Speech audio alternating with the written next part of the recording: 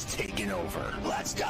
It's Ferrall. Coast to coast. Steaks, chicks, stacks. You and I are going to make a lot of money. It's Ferrall, coast to coast.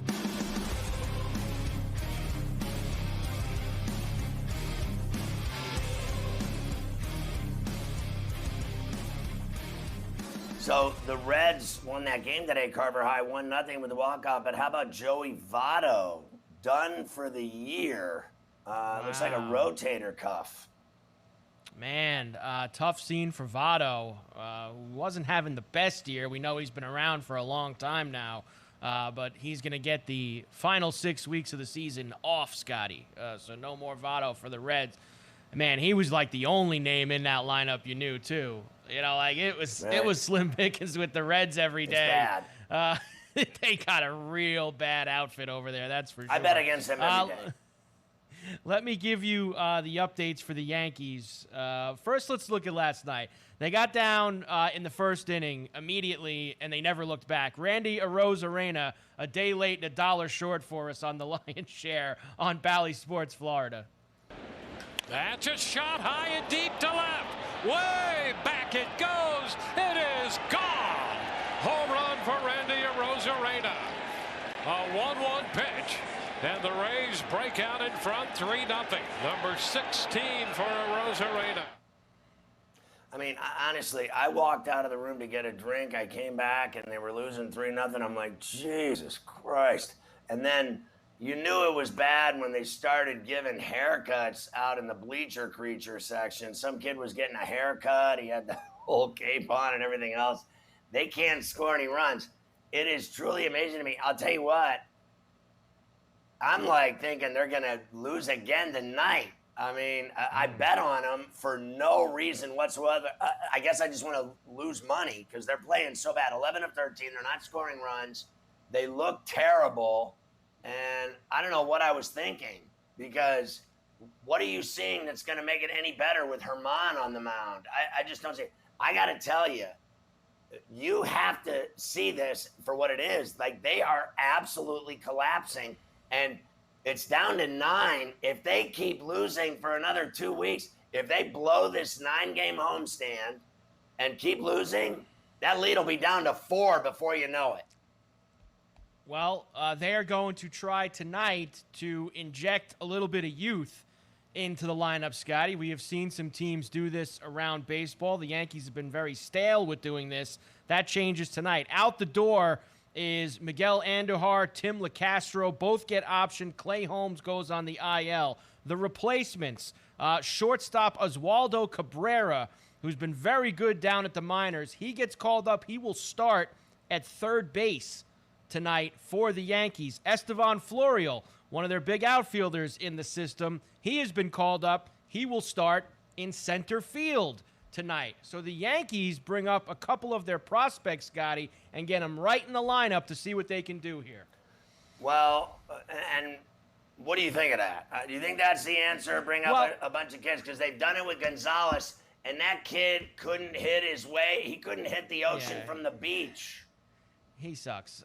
Look, these are higher level guys that we're talking about here that they're going to be bringing in tonight. Some of the guys that get talked about, in trade proposals and things like that. This is like, kind of like what the Braves have done, bringing some of their guys in when they get hurt. You've seen it with Grissom and with Harris the last couple weeks. We saw the Dodgers bring a few guys in and get some hits. The Yankees are going to try to catch a little lightning in a bottle here. The Yankees do it, and a guy won't get a hit for a month. Well, look, as far as the injured, we welcome in all of our radio affiliates here, coast to coast, Sirius XM channel 159, SportsMap, Sports Byline. Good to have you aboard. Here's the update on the wounded Yankees, Scotty. DJ LeMahieu is available to come off the bench tonight, and he's going to start tomorrow. Well, if he's good enough to start tomorrow, why the hell can't he play tonight? Like, it's sometimes the stuff that they do. Is he hurt or is he not hurt? I thought they were going to put him on the IL today. They're not putting him on the IL, which you know what that means 3 days from now or 4 days from now. That's when he'll go on the IL. Giancarlo Stanton will begin his minor league assignment this weekend. Hopefully he will return to the Yankee lineup next week. So after a bad 11 out of 13 stretch, Yankees have shuffled the deck a little bit here, Scotty, to try to get things going. I love Stanton's bat when he's hot. There's no one that hits better than him in baseball when he's on. But I got to tell you, this guy takes off a month and a half every year and just spits sunflower seeds like nobody's business. I can't even fathom that Judge hasn't done it because he's been on par with him. In concert, they take off a month and a half each every year. Very hard to get on Judge. He was up in the bottom of the 8th last night with a man on. Home run would have tied it. I can't get on Judge. He's been so good all year. Here he is talking about the Yankees slide. Aaron, obviously it's been a rough stretch for this team. What gives you confidence that you can turn it around? Oh, just the players we got in this room. We got a lot of great ball players here that have a great track record. And that guess not. They made some changes. Like I said before, we're going to go through a little stretch like this, but it's how we come back up the next day and respond. So, we were able to get the win tonight. After the first inning where Nestor gave up 3, he went out there and did his thing, and we just couldn't scratch anything, off his. Yeah, and that's a nice way of saying we suck. And you know what? Isn't Toronto next? Aren't they coming in next? 4 games with Toronto starting tomorrow night in the Bronx. Very big weekend. Toronto's had their problems. Watch that lead in the East just keep getting whacked like cheese. It's at the lowest it's been in a long time. 9 games. Lowest it's been in a long time. They're in trouble.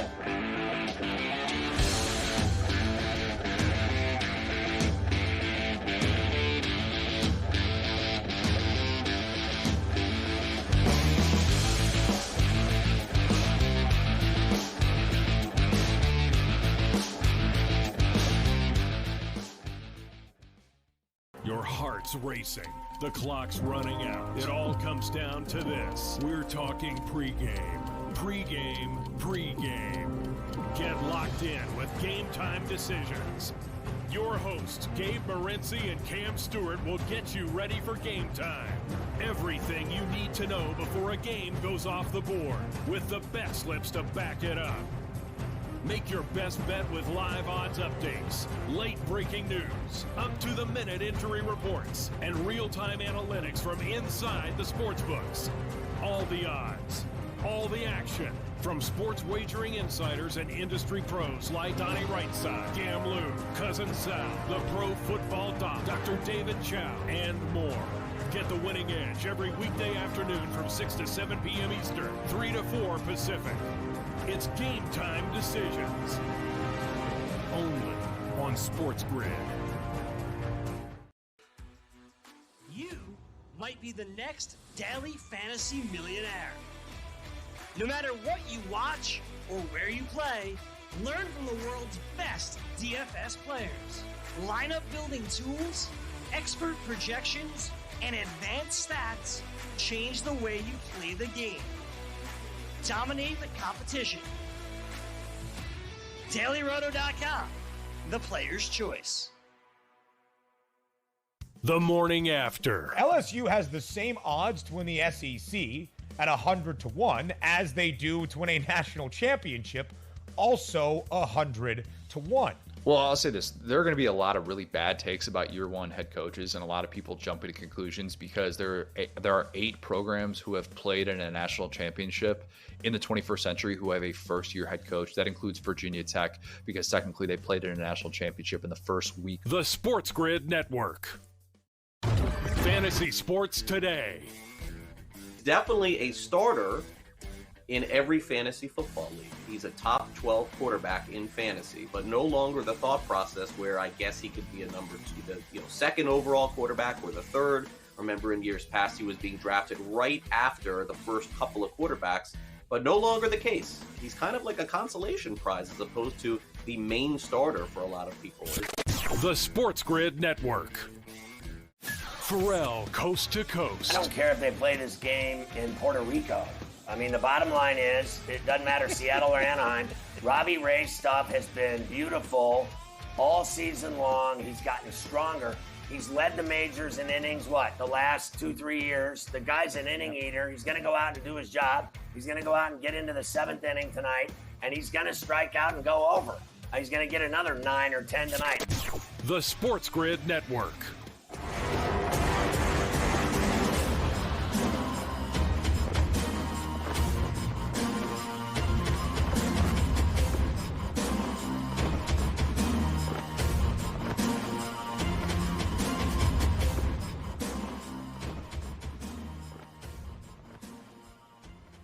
don't know if you saw in that White Sox game last night in Chicago, Carver High, you had to really focus when it happened. But when Moncada had the hit, usually, you see the fans cheering with their beers and raising a beer up and people, hugging and jumping up and down, and clapping and everything else. But I saw like two guys right there when they plated the go-ahead run, two guys right behind home plate. They had signs that said @SportsGrid and @SportsGrid TV. And that was it. There was nothing else on the sign, nothing about the Chi Sox, nothing about Tony La Russa, nothing about Verlander. It was all @SportsGrid and @SportsGrid TV. Great job by Rebecca placing those fans in killer seats behind home plate there in Chicago. Yeah, one of those fans even told Tony the other night to put in the pinch runner at second base. I don't know if you saw that. Was the guy with the the fan was sign. like, put an angle. He's holding up the Sports Grid sign. Put an angle to run. And then Tony looked at him and he called time and he put the guy out to run. He did. So tremendous job by Rebecca getting involved in all that. White Sox back-to-back nights now, Scotty. Late inning heroics against the Houston Astros. And you said yesterday when we played the Moncada clip, man, it's about time this guy did something. How about back-to-back nights for Yoan Moncada, giving the White Sox the lead on NBC Sports Chicago? 1-0. Moncada in the air, center field again. He's done it again. The Sox have taken the lead. One pitch later tonight. That guy's amped. Everybody here standing, and the Sox have the lead again in the eighth against the Astros. 2 nights in a row, it's Moncada. Engel scores the go-ahead run. Steve This is a high Stone. fastball. He doesn't get a whole lot of it, but gets enough of it to drop it in front of Dubon. Not ripping the team anymore. Yeah, so, this race, even though I think it's the worst division in baseball, I think this race is now the Twins a half game out, the White Sox a game out, the Guardians hanging by a thread. I don't think anybody knows who's going to the playoffs from that division and who's going to get it done in the last 6 weeks. Let me just tell you, we had kind of shut the door that more than one team would get in the playoffs from that division. That has completely changed. 1 game, 2 games in the loss column separate all 6 teams for the 3 wild card spots in the American League right now, Scotty. Seattle, Tampa, Toronto, Minnesota, Baltimore, Chicago, all within 2 games in the loss column of each other. So the White Sox not only 1 game back of the division, they're 1 game back of the 3rd wild card spot now in the American League. Yeah, they are.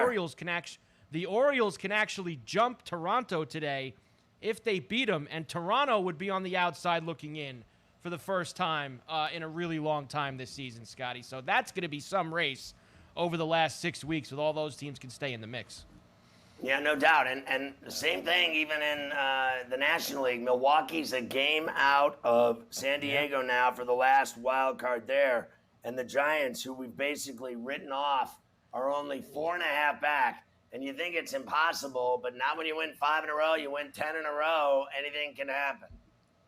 And one other thing I just noticed as well as we were looking at the standings, if the Braves could ever beat Scherzer tonight, they would kind of wash away that 4 out of 5 weekend at Citi Field and get it back to 2.5. They could completely wipe away that bad weekend if they could beat Scherzer tonight and continue to chop away at that NL East. And what did it get up to, 7? What did it go up to? I believe it got back up to 6.5, 7. It got back up in that area after that weekend, yeah. And now it's 3.5 again. So they did everything to them in Queens. Now they're getting the exact same treatment down in Hot Town. C said the White Sox locker room is back alive again. I'm going to pass on him because I want to get to the Pedro stuff in a minute. Brewers beat the Dodgers 5-4 in 11 innings last night. The walk-off, Scotty, courtesy of Victor Caratini, the day before his birthday on Bally Sports, Wisconsin. Little flare, shallow right field. McCutchen back to tag. He's going to try and score. Renfroe right behind him. Safe. Caratini wins it. The Brewers walk it off against the Dodgers. Victor Caratini does it again. There you go, Caratini. Who would have thought, right? And I will also tell you last night in that game, despite the loss, Joey Gallo homered for the 3rd time in 4 games for the Dodgers. Hey, did he ever hit I know it's 3 home runs with the Yankees ever? Did he ever hit 3 home runs? I know it's strange, but ever since the Yankees got rid of Gallo, they've sucked. Now, that has nothing to do with why the Yankees started playing bad baseball, but it's very bizarre that as soon as they got rid of Gallo, they've completely gone in the tank. I went on Scott Kaplan's show in San Diego on 1090. I told you, and I told him, I said, listen, this guy, at least he got it right, that living in LA at the beach and chasing, bikini and sunshine and copping some waves and wearing flip-flops and shorts every day and having a nice breeze and sunshine is way better than living in New York City. He couldn't even go out for a bite to eat because fans abused him wherever he went. I stand by what I said. He's the worst baseball player I've ever seen. I have never in my life over a 2-year period seen anyone strike out more than that guy. So I don't care if he hits 20 home runs in LA, which could happen with the Dodgers. Anything's possible. But I stand by it. He is the worst baseball player I have ever seen in my life with a bat. I have never seen anyone have worse at bats. I mean, this guy was a 3-pitch at bat every time he was up. I mean, you just had to throw 3 strikes and he was out. I mean, the guy couldn't hit it. He couldn't even foul a pitch off. So don't tell me. I spent a half an hour with Scott talking about Tatis's fat dad, talking about his haircut that went rogue and making fun of Gallo. I stand by everything I said. Gallo sucks. I don't care if he hits home runs every night. We're not done with Tatis, of course. Yesterday we talked about the father and Ortiz, David Ortiz, defending him. Here's a couple from Pedro, Scotty. Pedro Martinez last night on TBS. Of course, he's part of their baseball coverage. I don't know if this was before the game, after the game. Who cares? First, here's Pedro defending Tatis Jr. and blaming the Padres. But I'm going to have to really give him a pass on some of the other things. Why? Because... A pass on what things? Not on the use of substance and not probably saying that he doesn't know. He did. He should have known because he knows how to read. He knows what the protocol is. He should have gone to the medical stuff and say, this is what I'm going to take. I'm about to take this. Is this bad for me? Yeah. Should I take it? Should I put it on me? And he didn't. Just like he lied about his injury to the organization. A lot of reasons to be disappointed. Now, since he got hurt, San Diego's been on top of him. And this is where I have to give him a pass.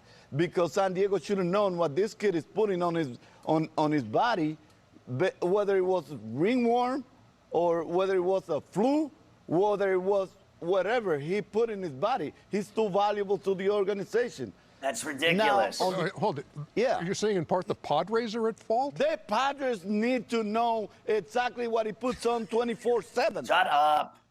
I mean, honestly, how stupid is this guy? I mean, honestly, like, at some point, someone at the network level has to say, we got to get rid of this.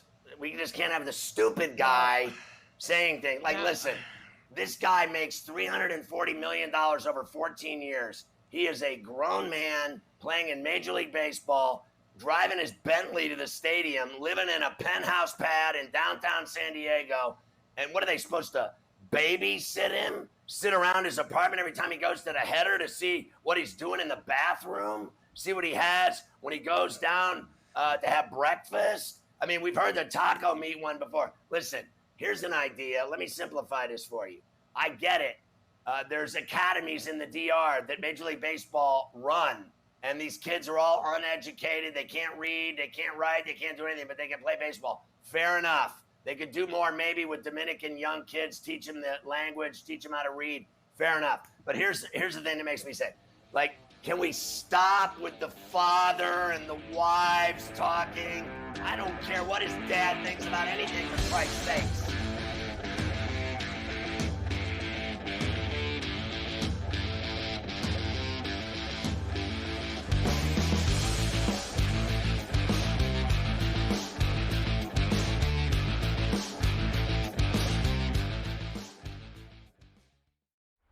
If you want to pick like a pro, you need to be in the know. The future of sports gaming is now, and we take you inside the lines, breaking down all the action and what it means for your bet slip. Turn down the game and tune into Sports Grid Radio. Other networks talk sports talk, but we walk the walk, right up to the window. Sports Grid Radio. Listen free on the Sports Grid Radio app, iHeart, or TuneIn, or catch us on Sirius XM Sports Grid Channel 159. Maurice Allen, 2015-2016 European Long Drive Tour champion, 2017 world number 1. Me personally, I keep my game face on me all the time. Especially coming out of the bunker, leaving the range, or even leaving the course. What's your story? Ferrall, coast to coast. The reality is that what I'm hearing is Flacco's going to play that game against the Ravens in week 1. And I'm just going to put, salt on this. Flacco's better than Zach Wilson anyway. I mean, he's better flat out anyway. All things being equal, he's head and shoulders better than Zach Wilson. Zach Wilson sucks. And until The Sports Grid Network. The morning after. Well, the Niners have a better overall year than those two other teams, being the Jags and the Jets. You know, what's funny is I think you'd get a lot of people, though you make a good point about where the number would sit. I think you'd get a lot of people to bet the Niners. I'm high on the Niners. I still would take the combination. I'm low on the Jets. I know I'm probably walking into a real bad trap here, and I'm going to live with it. I am very optimistic about the Jacksonville Jaguars. The Sports Grid Network. The early line. Can Cease become the favorite in this market by the result of this baseball game? I don't think so, because we have to remind ourselves, this isn't, Dylan Cease pitching to Justin Verlander, and that's the head-to-head matchup, and who wins it gets the title belts, right? I mean, that's not the way it works here. You actually are taking a look at this game saying, how is Verlander going to do up against that Chicago White Sox lineup? How is Cease going to do against that Astros lineup? Only on Sports Grid. Diamond Bets. Fernando Tatis Jr. getting popped for a PED suspension for 80 games. Now, I know performance-enhancing drugs are something that, even here at the network, they encourage us, especially myself. They say, please, can you enhance your performance just a little bit more, Joe? This year, it's not going to happen next year for a good chunk of the season. And guess what? This is more important now that you added Juan Soto. So obviously this news rocked Major League Baseball. Only on Sports Grid.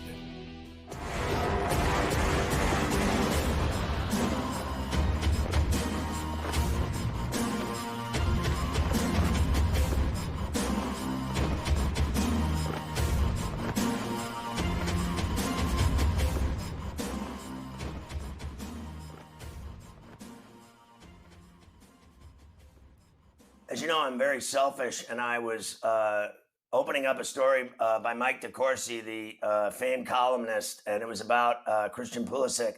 And there was a giant ad for Watch Soccer on Fubo TV, and I thought, why not watch Ferrall Coast to Coast on Fubo TV? And we welcome our Fubo audience that started last week. Very stoked to have you on Coast to Coast.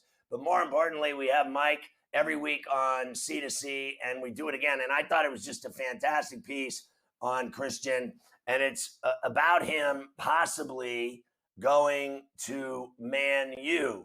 Now, we have talked about Man U. Yesterday, we had a guy on, Dubsy Anderson, who does a lot of soccer with us in golf, and Dubsy was talking about Cristiano Ronaldo, leaving 15 minutes early, driving off in his Ferrari from the, Old Trafford, and the guys come in to shower after the game. They're looking around for Cristiano, and he's long gone, with off to the races. He's out the door. Eric Ten Hag has just been getting pelted. They're losing. They can't score. They're awful. I mean, they are getting abused like the Yankees are right now for the way they're playing. But what do you think? You wrote about Christian getting loaned to Man U. What do you think's going through his head to go to that mess from being on a Chelsea team that won the Champions League, and he had goals in the semi and the, I think, winning dime in the championship? Well, I think the first thing is that he needs to get onto the field, and his opportunity to do that at Chelsea is diminishing. Now, if someone with the Blues were to be injured, you don't root for that. But I mean, that would open up an opportunity for him. But right now, he is no better than third choice at his position, at either of the two wide positions. And that creates a real problem for him in getting onto the field. And maybe Manchester United would present an opportunity for him to get more playing time. In the present circumstance, is that a bad thing or a good thing? Right now, it doesn't seem good. Because Manchester United is such a mess. The Ronaldo drama is not going away until he does. And that may be imminent, but it's not done. And so until that happens, Manchester United is going to be a mess. So much of their attention is going to be paid to trying to figure out how to get rid of Cristiano and all the money that he consumes and all the attention he consumes, all the oxygen. So it makes sense for them to come to Chelsea with this request, because they're not going to give up $80 million right now for Christian. And Chelsea's not going to give him away for much less than that, because he still has that talent. So a loan situation is perfect for both sides, because if Christian were to go to Manchester United and excel as he's capable of doing, then at that point, United might be willing to write a check like that. So, I mean, as I said, I'm selfish, as you know, Mike. And I only care about how he does for the U.S. men's national team in Qatar.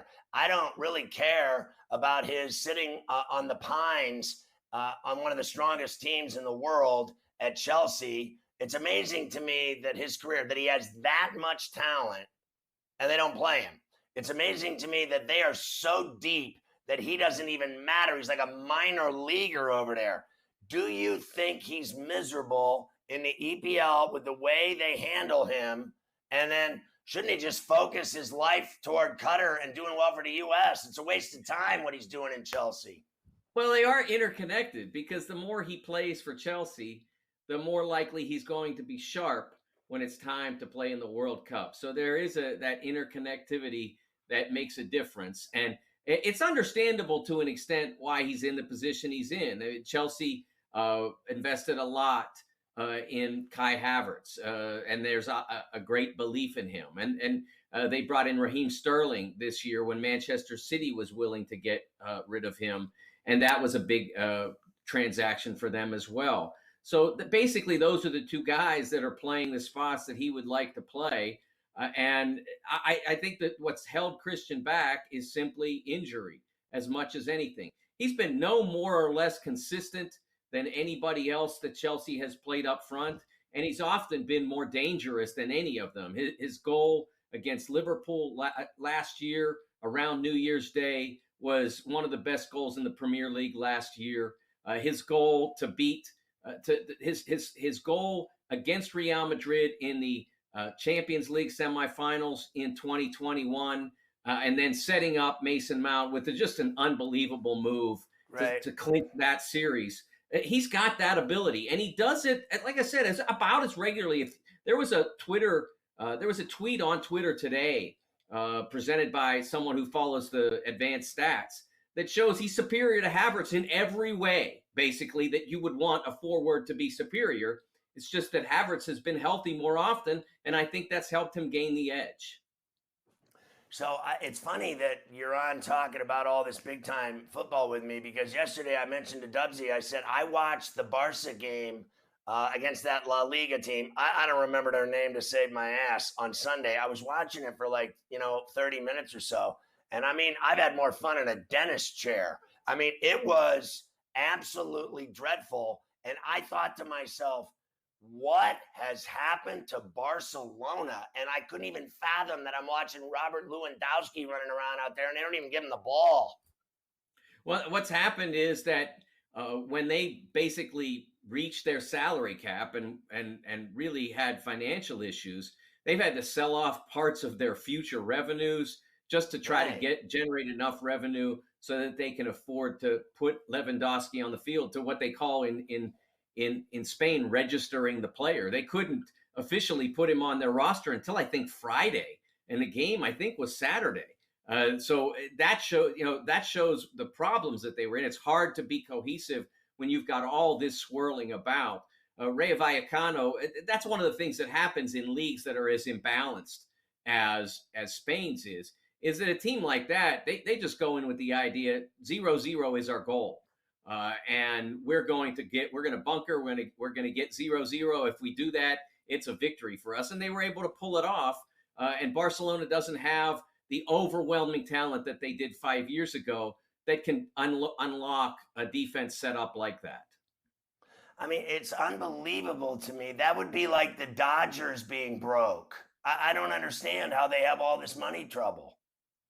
Well, it's the way they've run the business. And there's a great book called The Barcelona Complex. And I wrote an article about this last week. Simon Cooper, he's Dutch international soccer author, writes about a lot of other things as well. Great writer.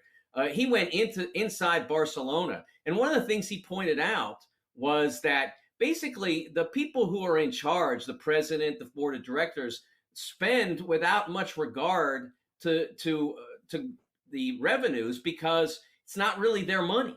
The club is owned by a vast collection of people. So it's unlike, say, the Dodgers, who have a specific owner, group of owners, and it's their money, so to speak. Barca doesn't really have that. So no one really pays that much attention to how much money's being spent. And all of a sudden they look around and it's like, hey, we don't have any money. So what is the deal? I read this article about your boy Greg Sankey in the SEC. What is he drinking at happy hour? What is he? He wants to expand the NCAA tournament. What does he want to add? Another 60 teams?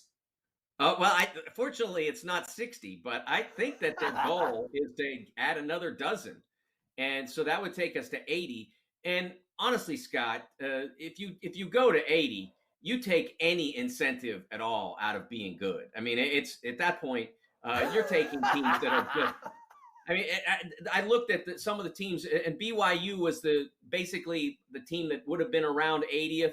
They were 2-6 against tournament teams last year in their regular season. And they're basically saying, no, we're not a tournament team.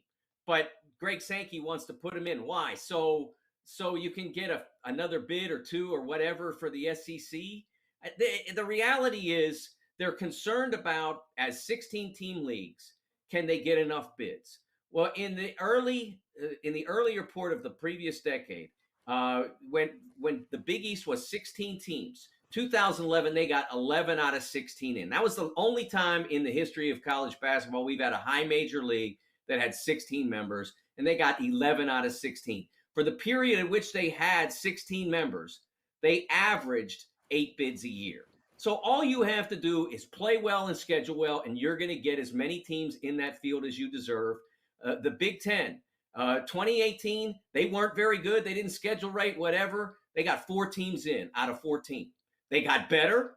They scheduled better. They went to 20 league games, so they cut out some of the lower part of their schedule. And they got 8 bids that year. They would have had 10 in 2020 if we had a tournament, and they've had 9 each of the last 2 years. There's enough bids for the best leagues if they play like the best leagues. You don't have to wreck March to get there. Mafia, can you get DeCourcy to send me all of his articles and not just 4 of them a week? I mean, the guy writes like 50 articles. You'd think the guy would give me all. Are we on the air right now? We are? All right. Listen, Mike, I've been talking a lot about Bronny James this week, of watching him play in Paris and hearing that he's going to Oregon and all this other nonsense. And I believe he should go play college basketball at UCLA or anywhere but the NBA. That kid's not ready to go to the NBA. I got 25 seconds. You got 4 stars next to his name. 4 stars. There are 5 available. 4-star guys don't make the NBA and succeed. So I think LeBron, there were only 5 stars available. You could have given him 10. It's not the same as when he was playing. You're right. He does look like his dad, though, when he was young. Mike, great stuff. We'll see you next week.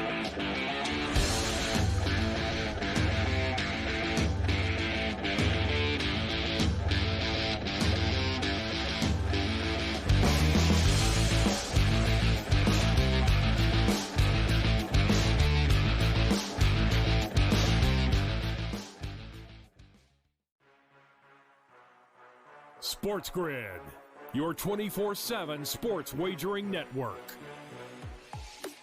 play less games. The early line. Take a look at the top 4 seeds here in the Big Ten. They're going to play less. Aaron Rodgers and the for morning Russell after. Wilson, we saw movement in the marketplace like Fantasy sports the today. Cleveland Cavaliers are a little thin as well. Newswire. Minus 160 favorite on the money line today for Arizona. Ferrall coast to CBG, coast. that's where they win cups. They win Stanley Cups over there. Give me the Game Penguins. time Kind decisions. of bizarre when you consider, everybody is out for the Warriors. In-game live all I access. like Vandy against Bama. I think Vandy could win the game, take it 4.5. In-game live. Prime time. the PGA champion. In-game live. Overtime. done before the final bet. Get the winning edge. Only on Sports Grid. The morning after. Well, the Niners have a better overall year than those two other teams, being the Jags and the Jets. You know, what's funny is I think you'd get a lot of people, though you make a good point about where the number would sit. I think you'd get a lot of people to bet the Niners. I'm high on the Niners. I still would take the combination. I'm low on the Jets.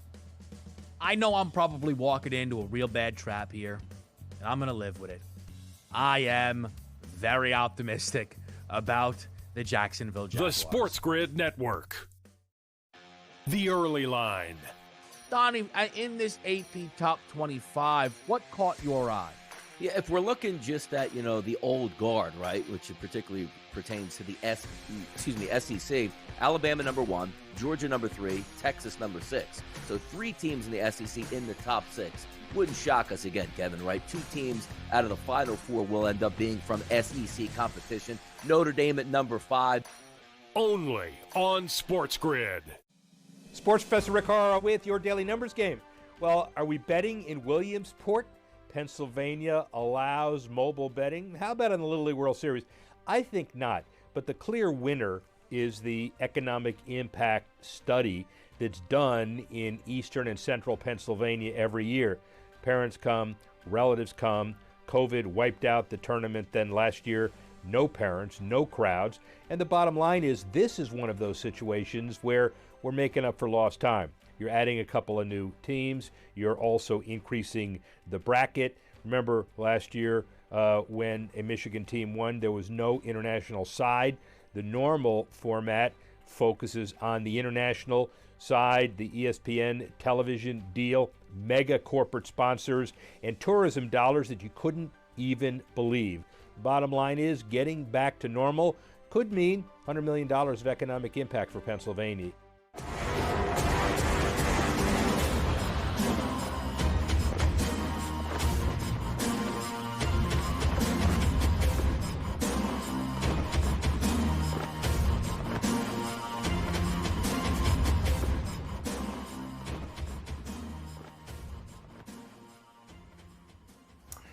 All right, Ferrall back on Coast to Coast. Joe Pisapia is one of our baseball insiders, of course, on C2C. And, of course, he's Fantasy Sports Today, Sunday morning show that kicks ass and takes names. And he loves fantasy football. So today we thought we'd spend some time talking about that very subject. Of course, Joe has come out annually with his incredible fantasy football black book. I have been in many black books, as you know, Joe, with women over the years. I've had my name crossed out of many a black book, but your fantasy black book rolling out again, and the fans clamor for it. How many now is it? Well, let's see. Over the last decade plus between baseball and football, this is the 19th fantasy black book, and the 2022 version out there on Amazon right now. And I can assure you, it's got maybe as many names in it, maybe as Scotty Ferrall's black book in the 90s had. I don't know. I can't confirm or deny that, but it's definitely got a lot of names. It's a real strategy guide too. It's, so much of the conversation when it comes to fantasy football and baseball for that matter is, a lot of opinions, a lot of stuff like that. We do relative position value, which is a system where it tells you just how much better a player is than his peers by a simple percentage, taking, previous season, taking projections, everything into account. So there it is right in front of you. And you understand that, running back isn't a position, but RB1 is. And people are going to have RB1s on their team, and they're going to have wide receiver ones. So how do you create an advantage over other people? That's what the Fantasy Black Book is about, on top of all the really good stuff and Dynasty, the coverage there for IDP, all that stuff we do is far deeper than anybody else. So it's that one book to run all your leagues. That's how we like to refer. Well, that's to it. awesome. Because I cared more about your daughter's birthday than your black book. And hold on a second, Mafia's talking to me. Hold on one second. Don't talk about Carver High Studio 54 black book. Oh, well, then why would you tell me not? Wait a minute. Hold on. Carver High also has a Foley's black book. And what about my scores black? Can we talk about the scores black? No? Scores. All right. They're telling me to move on now at some point. I have to start with this. I want to know, for me, it all started with this one. I heard this, Emmitt Smith is number 5 in, running back rankings. I was watching this the other day and I thought to myself, man, that guy's 27 going on 37 with his body. And they had like Najee Harris ranked like 9th or 10th. And I'm like, this is on ESPN. And I'm sitting there going, I got to tell you, dude, Najee Harris to me, and I know I'm a complete freak for the Steelers, but the guy had 1,200 yards running up the dead center off tackle on every single play in that Canada offense in Pittsburgh. I'm telling you, that Taylor, that Najee Harris, those guys are badasses. I would rank that guy so much higher than old man Emmitt Smith. I got to tell you, he's got too much wear on them tires. I don't know if you're meaning to talk about Emmitt Smith, because if so, then we got to go back a little bit Zeke further. Elliott. You know what I'm talking about. I figured that's who you're talking. I just want to make sure. I hate the Cowboys. That's why I forgot his name. Because you hate the Cowboys so much, you just blocked them out. But here's the thing. Ezekiel Elliott, that's a player last year. I took a lot of, feedback and pushback when I said, look, we need to be aware this guy's been in the league for 6 years. He had a lot of tread on the tires. We should start to look at this guy potentially falling off a little bit. And even though he finished his RB6, that was more indicative of the fact that so many running backs ahead of him got hurt, whether it be McCaffrey, Dalvin Cook missed time, all Derrick Henry missed more than half a season. So, sometimes the end of season rankings where guys finish is not indicative necessarily of their performance. Now, I'm with you. Najee Harris is still going to be the guy. He's still the all-purpose back. There are few and far between. Right now, he's going somewhere in the middle of drafts in the first round, which is where he should be going. I think somewhere around the 6-7 spot is a great spot to get Najee Harris. You know what you're getting. The limitations of that offense are going to be there. I think Kenny Pickett's going to be a little bit better than people realize. I think he's going to get a shake sooner than people realize also. I'm not saying he's going to be like Herbert, where all of a sudden everybody said, yeah, he's going to need a year of development. He's not quite there, and then he blows the doors off everybody. But I do believe that Pickett's going to be better than people realize, and I think he's going to fit in pretty well in that offense. He's got a lot to work with also. I'd like to see the line make a little bit more improvement year over year, but we can't have everything. But in terms of looking at that first round, I think the thing that people keep doing and they keep, banging their head against the wall, Scotty, is they look at the running back position and say, well, I've got to start with the running back. No, you don't. You don't have to. Justin Jefferson out there last year getting 1,600 yards. Jamar Chase is a rookie, just blowing the doors off people, looking incredible. Cooper Kupp almost setting records across the board. You can start even your half PPR leagues with a wide receiver. And to me, that's how I want to start. I can make the case all the way for Justin Jefferson as number 1, because you look at last year in that 10 touchdowns and those 1,600 yards. You have a head coach who comes over here and Kevin O'Connell, who I think can really open up this offense. And all of a sudden, man, you've got a very exciting Minnesota Vikings attack, and you could see Jefferson end up becoming the 1-1 player overall. And right now, sometimes he goes as late as 5th or 6th overall, sometimes even lower.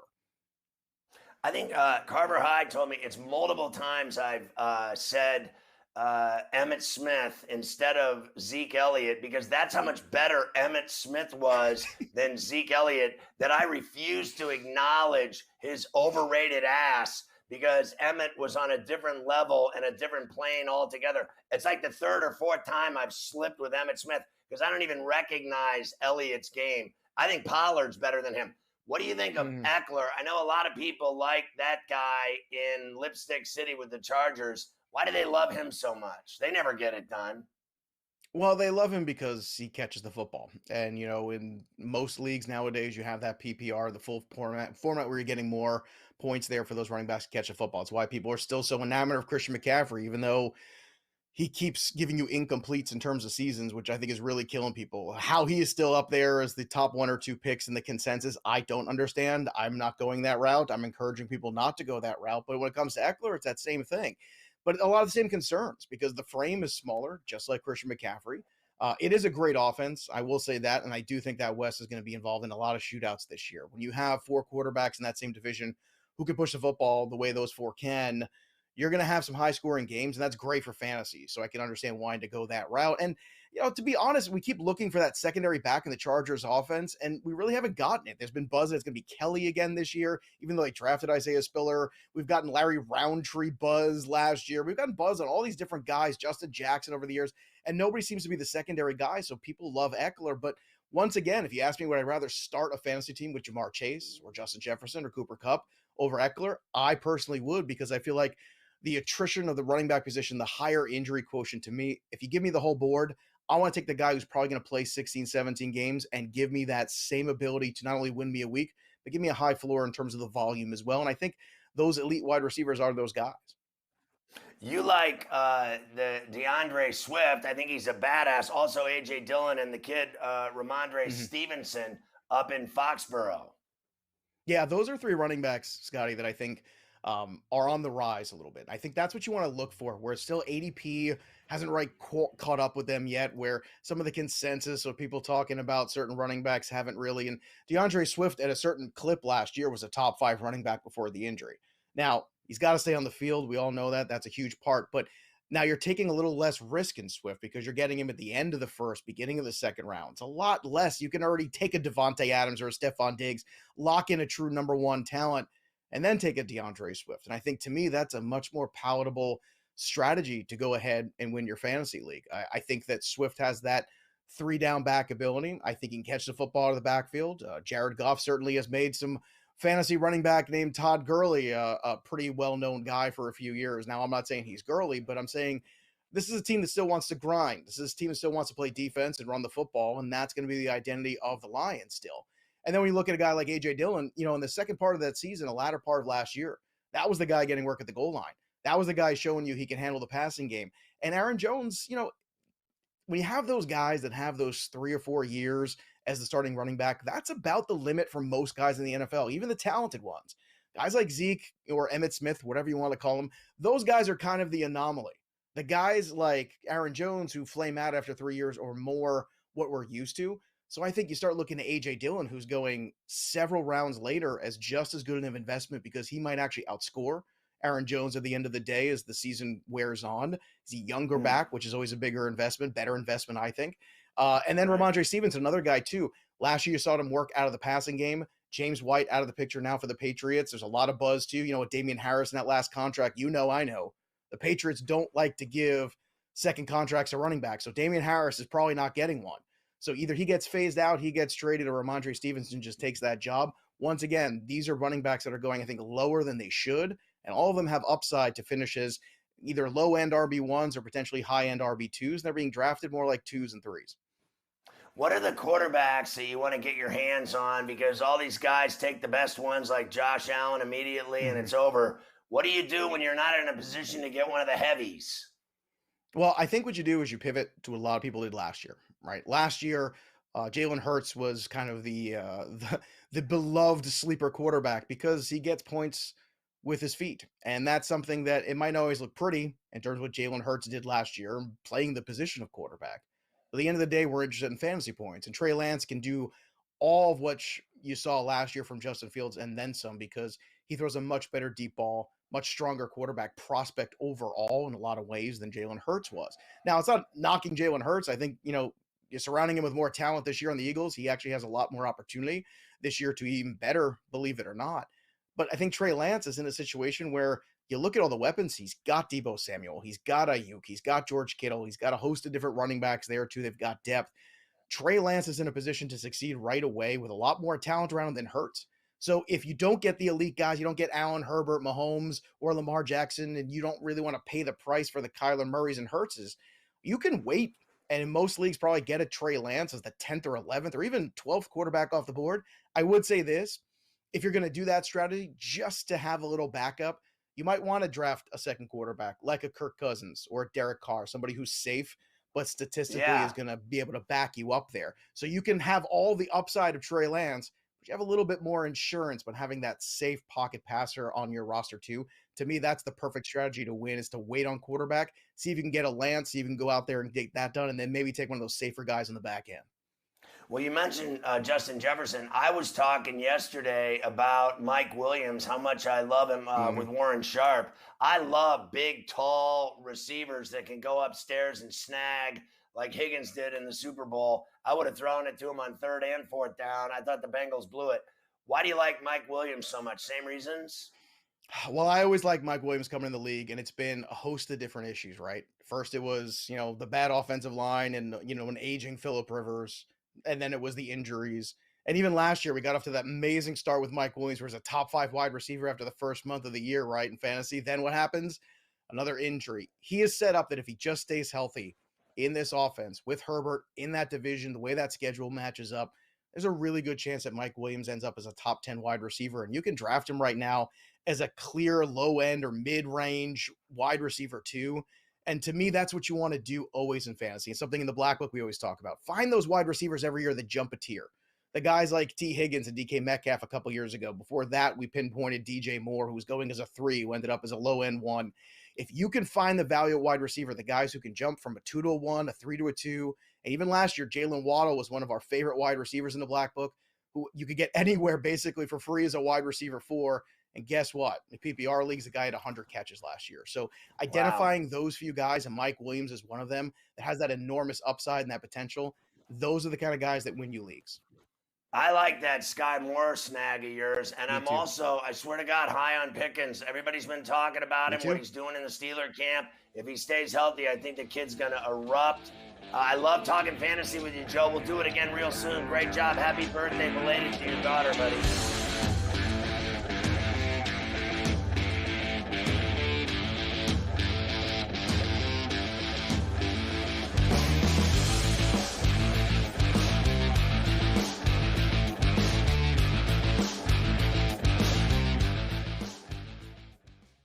Your heart's racing. The clock's running out. It all comes down to this. We're talking pregame. Pregame. Pregame. Get locked in with Game Time Decisions. Your hosts, Gabe Morency and Cam Stewart, will get you ready for game time. Everything you need to know before a game goes off the board, with the bet slips to back it up. Make your best bet with live odds updates, late breaking news, up-to-the-minute injury reports, and real-time analytics from inside the sportsbooks. All the odds, all the action, from sports wagering insiders and industry pros like Donnie Rightside, Cam Lou, Cousin Sal, the Pro Football Doc, Dr. David Chow, and more. Get the winning edge every weekday afternoon from 6 to 7 p.m. Eastern, 3 to 4 Pacific. It's Game Time Decisions. Only on Sports Grid. You might be the next daily fantasy millionaire.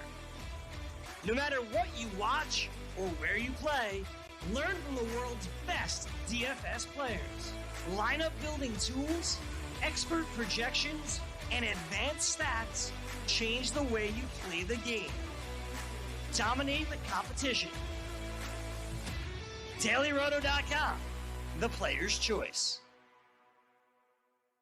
The morning after. LSU has the same odds to win the SEC at 100 to 1 as they do to win a national championship, also 100 to 1. Well, I'll say this. There are going to be a lot of really bad takes about year one head coaches, and a lot of people jumping to conclusions because there are 8 programs who have played in a national championship in the 21st century who have a first-year head coach. That includes Virginia Tech, because technically they played in a national championship in the first week. The Sports Grid Network.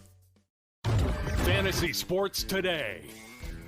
Definitely a starter in every fantasy football league. He's a top 12 quarterback in fantasy, but no longer the thought process where I guess he could be a number 2, the second overall quarterback or the third.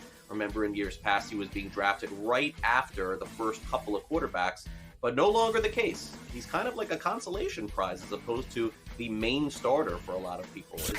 The Sports Grid Network. Ferrall, coast to coast. I don't care if they play this game in Puerto Rico. I mean, the bottom line is, it doesn't matter Seattle or Anaheim.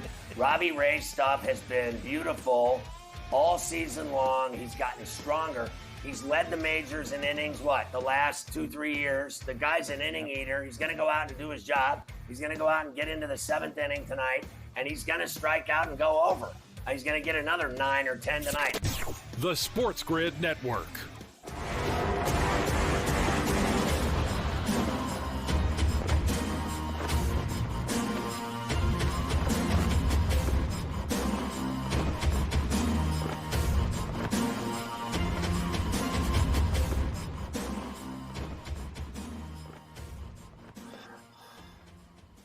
It's time for another exciting edition of Today in Carver High History. It certainly is. 1957, baseball player Richie Ashburn fouls a ball and hits a fan named Alice Roth twice in the same game, Scotty. He broke her nose with the first foul ball and then hit her while she was on the stretcher with the second foul ball. Your boy Richie paying the tab. 1969, Ray Floyd wins the first of his 4 majors, the PGA Championship. 1973, Willie Mays' 660th and final home run of his career. 1984, Pete Rose returns to Cincinnati as a player manager. How did that work out for Pete in Cincinnati when we went back to be a player manager for the team? 1986, he made his last major league appearance when he struck out against Goose Gossage, and then he started betting on the team. 1987, Muhammad Ali elected to Ring Magazine's Boxing Hall of Fame. 1992, Kevin Gross of the Dodgers throws a no-hitter on 99 pitches. Here we go. Again, Gross out of his stretch. Kevin ready, and the strike one pitch is hit in the air to shallow left. Webster's got it. No-hitter for Kevin Gross. He and Mike Socia throw their arms around each other. The Dodgers mob the big right-hander. And happy birthday, Mrs. Kevin Gross. Tomorrow, it's a birthday to remember all your lives together. I'm just glad we got to hear Vin Scully. I know, that was great. A little surprise Vin call there. 94, 2 workers involved in repairing the roof of the Kingdom. What a dump that was. Are killed when the basket of the construction crane falls 250 feet. 97, Davis Love III wins his only major title. He won the PGA Championship over Justin Leonard, another guy who puts you to sleep. 1999, the Orioles' Jesse Orozco sets a major league mark by pitching in his 1,072nd game. 2003, Sean Michel wins his lone major with the PGA Championship. 2008, Rafa Nadal, gold in Beijing. Spain's first ever gold medal in tennis. How about that?